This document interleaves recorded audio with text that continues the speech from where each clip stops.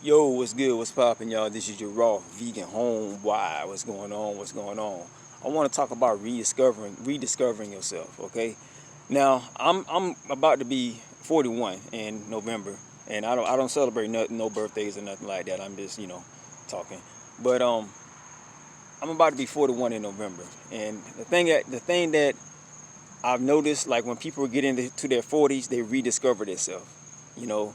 And you can rediscover yourself through many forms. Okay, you can rediscover yourself through diet, exercising, rediscovering yourself by doing a special activity, rediscover yourself by meeting a special someone in your life, or be rediscover yourself by finding another source of motivation. Okay, now I've rediscovered myself through health and wellness over the years. It's like every year, over the years, I've rediscovered myself through going through different phases of my diet. Okay, and it was it wasn't a long journey. It's one of those things that you look back on and be like, damn, I did that, because I really did not mean to become a raw vegan. Okay, I'm from the country. I'm from North Carolina. Okay, I was raised in North Carolina, in the country, in the South. Fried chicken, collard greens, cornbread, chitlins, ham hocks, fatback meat, all that good stuff. Well, you know, pig is an abominable. You're not supposed to eat pig anyway. But I'm just saying, when I was in that lifestyle, I used to eat it all the time. I used to eat it all the time. Now I am plant-based, raw vegan. Okay, nuts, seeds, fruits and veggies. Okay, I'm more raw vegan keto.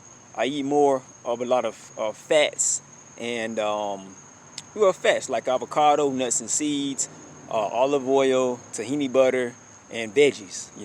Now I will fuck up some fruit every now and then. Don't get it twisted. I will fuck up some fruit. For those of y'all that know me, I like cashews. I will fuck up some cashews. You know what I'm saying? But the thing I'm trying to say is that through your diet, you can rediscover yourself. Okay, and in high school, I really wasn't a well, I wouldn't say I was a pop. Everybody knew me, but I was just just the average guy. Through health and wellness, through the steps that I've taken to get to where I am today, some of the people at my job have noticed it. Some of the people that are my friends have noticed it, and some people on Instagram, YouTube, and social media have noticed it. Now, do I have a big following on YouTube and Instagram and Facebook? No, I don't. But the thing about it is, when you become inspired and something drives you, people notice that, and you pass on that inspiration to other people to want to do what you do. Now, I will say this: be careful be careful of your source of inspiration.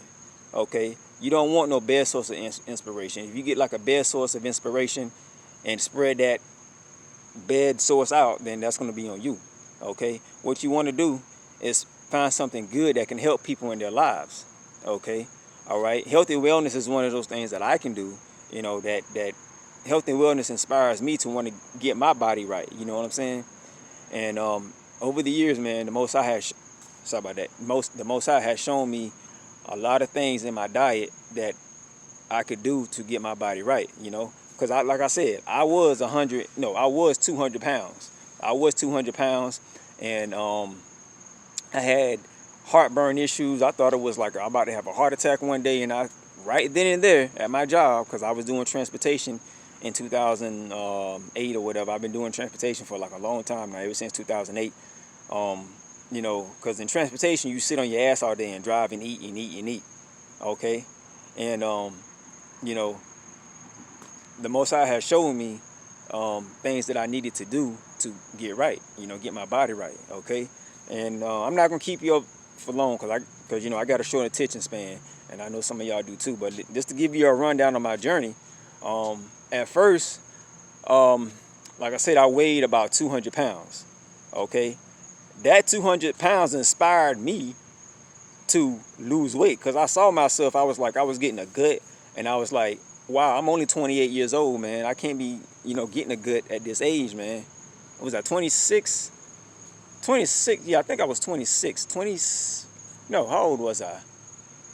I think 20, yeah, 28, my late 20s. Let's just say late 20s. I started getting a gut. Okay, even in my 20, even when I was 26, I noticed I was getting a gut, you know. Um, but 2008 was the turning point, man. I really had to make a change because I was at my heaviest. I was at 200 pounds, chunky, had a little belly on me. I was like, nah, no, we cutting it off right here. It ain't getting no worse. You know, it's not getting any worse. So I was inspired. So to make a long story short, I started eating a lot of organic stuff. But when you get into the health and wellness lifestyle and you see the organic stuff, you're thinking, oh, organic cereal, oh, organic cookies, organic cakes, pies. And, you know, I was going to Whole Foods and I bought all this organic stuff, but I looked at it, and that was another point, pivotal point in my life too. I was like, did I get something that was actually nutritious? You know?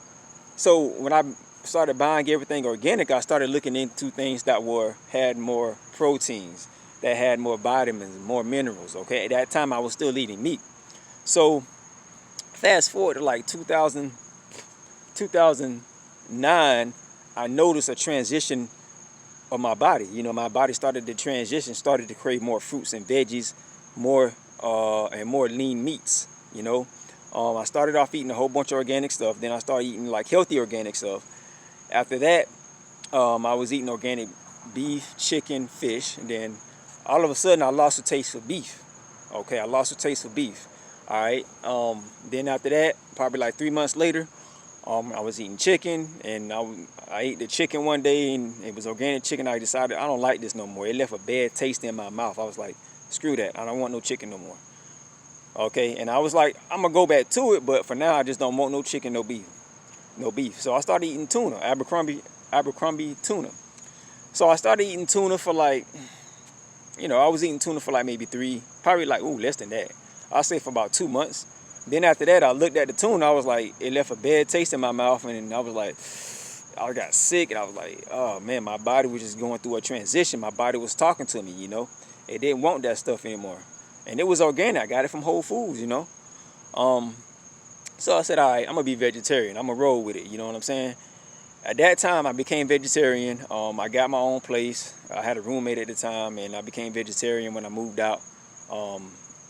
Well, not exactly when I moved out. I say about 2 months after I moved out and got my own place. That's when I became vegetarian. Okay, I just noticed like, I didn't want nothing with no type of meat whatsoever. So, I started, getting regular grass-fed milk, free range eggs, cheese, lost the taste for all that. Nothing with milk or dairy. The last thing I remember was eating, actually I did go back one time. Yeah, I became vegetarian and I ate meat one time, got sick, and I was like, oh hell no, I'm not going back to meat, and that was just the wake-up call. My body telling me, you better not go back to eating meat, you know what I'm saying?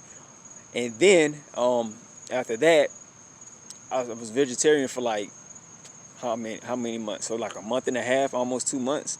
And then I just happened to look at the egg and realize, because if you get like an organic free range egg, it's not as yellow as a industrial egg. Okay, a nice organic egg is kind of like a light yellow. You know what I'm saying? And I was eating it, and it was real puffy. You know what I'm saying? It was real puffy and soft. And I was like, man, this is a baby chicken, man. I can't eat this, man. So I was like, you know what? I don't want no animal products whatsoever. I was drinking milk. The organic milk left a bad taste in my mouth. Cheese left a bad taste in my mouth. The eggs, when I ate it, I got sick. My stomach was like, it doesn't want it. I was like, fuck, what is going on with my body? You know what I mean? So I was like, all right, I'm gonna rock with this. I'm gonna see how long I can go without eating any animal products. So I said, okay, let me go on Google and find out when a person does not eat any animal products. And I heard the term vegan before, but it's one of those things that if you don't use it, you lose it type of deal, And then I put in Google, when a person does not eat any animal products, vegan came up. So I said, all right, I'm vegan. So I'm gonna be vegan for like, 3-5 months. You know what I'm saying? Tops. Well, 10 years later, I'm here. You know what I'm saying?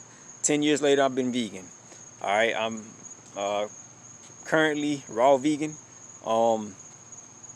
and now I am also raw vegan keto. Okay, now raw vegan keto, it consists of eating only mainly veggies and fats. Now, it's very limited what you can eat on raw vegan keto, because I eat mainly like avocado, tahini butter, coconut butter, nuts and seeds like walnuts, pecans, I hadn't had macadamia nuts for a while. Macadamia nuts are kind of controversial. It looks like a nut, but it actually grows out of a fruit. Okay, but technically it's a fruit because it comes from a fruit. So it's one of those controversial things. And the carbs in macadamia nuts, compromises your keto lifestyle, because I think they're like 13 grams per serving. But yeah, currently I'm raw vegan keto.